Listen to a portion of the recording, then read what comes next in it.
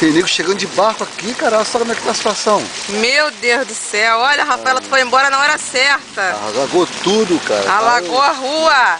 Ai, meu Deus. Tudo afogando. Olha, parece um rio. Olha lá, cara. Aquele é o nosso carro? É. Não é laca. Olha o carro do meu avô, né, que tá. Olha o cara corajoso. Vamos ver o carro passando aí. Vamos ver o carro passando. É meu carro passando. Ele vai dar um banho na gente, que a gente tá sacaneando ele. Olha! Ah, meu pai, vou mandar pro RJTV hoje, essa filmagem.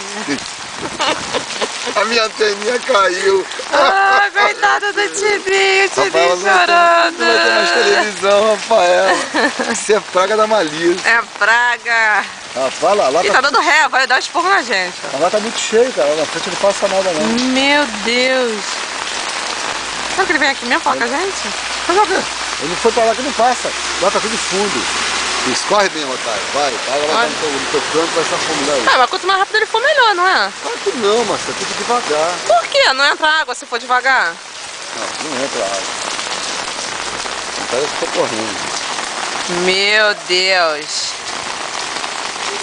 Agora o prejuízo foi mal, foi o meu, né? Que ela caiu. Vamos lá, Marcela, volta.